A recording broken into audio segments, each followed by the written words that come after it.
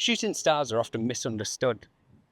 And it sounds like a lovely romantic idea until you actually think about what stars are. Comets come from outside of our solar system. They're kind of like this big ball of ice and rock that started to form very, very early on in the formation of our solar system. And they're very icy, almost like think of it as like a dirty snowball. And they sit in the outer edges of our solar system. And sometimes they make their way in towards the sun. And when they do, heading towards the sun, of course, is very, very warm. And these things get a little bit hotter and they start to melt. But instead of melting into a liquid, they sublimate. So they go straight into a gas.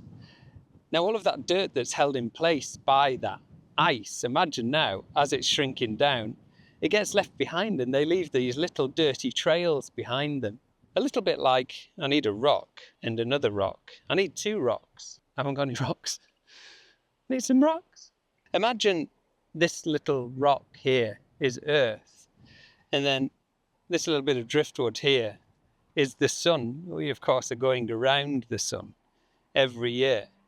And as we move around the sun, every now and again, we enter a little cloud of debris which has been left over by a comet. So imagine now, as we're on our journey going around the sun, and then we enter into that little cloud of dirt, it starts hitting our planet's atmosphere. And that's what's causing meteor showers. So we're seeing these little bits of dirt, only maybe the size of a grain of sand that we've got here, hitting our atmosphere at such huge speeds that it creates this little streak of light. We're experiencing one right now, which is the Geminids Meteor Shower.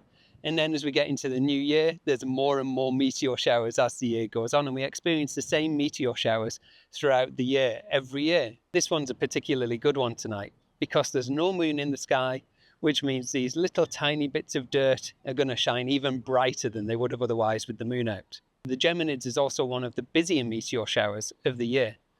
So get outside, get looking up, and see if you can spot some. And don't forget to make a wish, although it doesn't work, because I haven't won the lottery yet. Have you ever seen a meteor shower? Are you planning to go out tonight and look for some meteors? Let me know down in the comments.